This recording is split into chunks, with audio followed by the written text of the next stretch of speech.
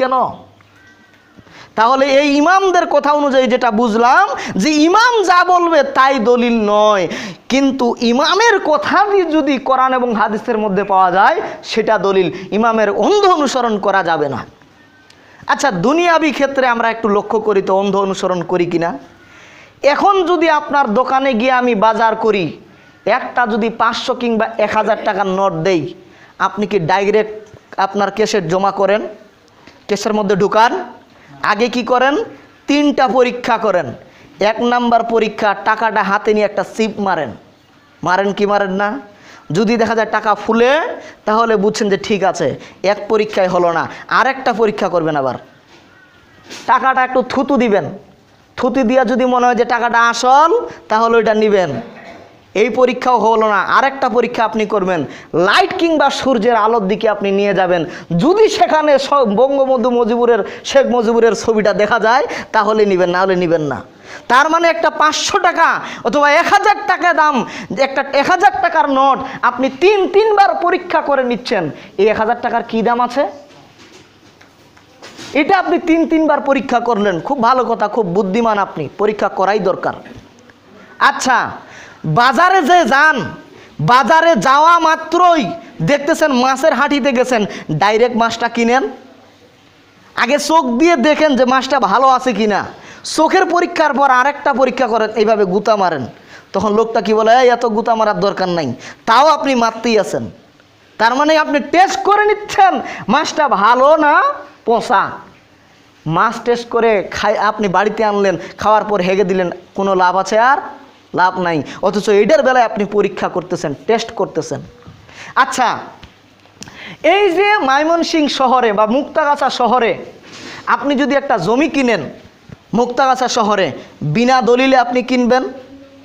আচ্ছা, জমিটা যদি হয় ময়মনসিংহ শহরে চরপাড়া ব্রিজের সাথে হয়, তাহলে দলিল ছাড়াই নেবেন না দলিল দেখে নেবেন? হ্যাঁ, আচ্ছা, উকিলটা কত বড় ধরবেন দলিলটা যাচাই করার জন্য? আচ্ছা, এখন যদি ঢাকা গুলশান বাড়িধারার কাছে একটা জমি কিনেন, এখন কি করবেন? দলিলটা কেমন নেবেন? দলিল ছাড়াই নেবেন। দলিল নেওয়ার পর ঢাকার মধ্যে যেটা বড় আপনার উকিল, তাকে ধরবেন, দেখেন তো দলিলটা ঠিক আছে কিনা। আচ্ছা, যদি এখন আপনি মক্কার বা মদিনার মসজিদে নববী বা বাইতুল মোকাররমের পাশে যদি একটা জমি কিনেন, দলিল ছাড়া কিনবেন না দলিল নিয়ে কিনবেন? দলিলটা দিলেই হবে না দলিলটা আবার বড় ওইখানকার উকিল দিয়ে যাচাই বাছাই করবেন? হ্যাঁ, তো যাচাই বাছাই করবেন। এই এতটুকু জমির জন্য আপনি যদি এত যাচাই বাছাই করেন, বড় উকিল ধরেন, তাহলে যেই আমল করে আপনি এই পুরা পৃথিবী যদি বিক্রি করে দেন, জান্নাতের একটা ইট কিনতে পারবেন না, তাহলে সেই আমলের দলিল খোঁজা দরকার আছে কি আছে না? হ্যাঁ, দুনিয়ার ব্যাপারে আপনি তখন বলবেন যে হুজুর দলিল খুঁজেই লাভ কি, আমি তো দলিল বুঝি না। আরে বেকুব বেহুদা, তুই কি ওই দলিল পড়তে পারবি?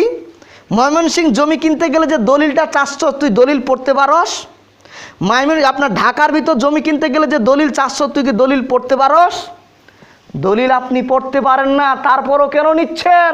কারণ আপনার বড় উকিল ধরা আছে, তার কাছে গিয়ে যাচাই বাছাই করবেন। এটা আপনি খুব বুঝেন, ধর্মের কথা কইলে বলে বুঝি না। আরও কষ্ট লাগে কি জানেন? যখন যারা শিক্ষিত মানুষ, লেখাপড়া করা মানুষ, inter pass, master degree pass, honours complete করা পাস, যখন কোনো মানুষ বলে হুজুর আমরা তো ভাই সাধারণ মানুষ, জেনারেল লেখাপড়া করেছি, আমরা কোরআন হাদিস বুঝি না, আপনারা যা বলবেন তাই। এই কথাটা আরও কষ্ট লাগে। কেন? ওকে যদি বাংলাদেশের সংবিধান বলতে বলি, টপ টপ টপ টপ করে বলবে। যদি বলি একটু ভারতের সংবিধানটা পড়ো, টপ টপ টপ টপ করে বলবে। যদি বলি একটু চায়নার সংবিধানটা পড়ো, টপ টপ টপ করে বলে দিবে। যদি বলি একটু আমেরিকার সংবিধান পড়ো, গ্রিসের সংবিধান পড়ো, রাশিয়ার সংবিধান পড়ো, এক বাক্যে বলে দিবে। মানে আমেরিকার আইন তার জানা, আপনার গ্রিসের আইন তার জানা, রাশিয়ার আইন তার জানা, ভারতের আইন তার জানা, বাংলাদেশের সংবিধানের সব আইন জানা আছে, কোন আইনের কোন ভাগ সব যে জানে। কিন্তু কোরআন হাদিসের কথা বললে বলছে আমি তো সাধারণ মানুষ। হুজুরকে ফাঁকি দেওয়া যায়, কিন্তু আল্লাহকে ফাঁকি দেওয়া যাবে না। আমাকে আপনি বুঝাতে পারবেন যে আমি সাধারণ মানুষ হুজুর, আমি কোরআন হাদিস বুঝি না, কিন্তু মুনকার নাকির যেদিন কবরে আসবে সেদিন যদি আপনাকে বলে যে বড় হুজুর বলছিল তুই এটা আমল করছিলি কেন, তখন বলবে যে আমি তো এটা বুঝিনি, তো আমি তো জেনারেল শিক্ষা লেখাপড়া করেছি গো। লাভ হবে না।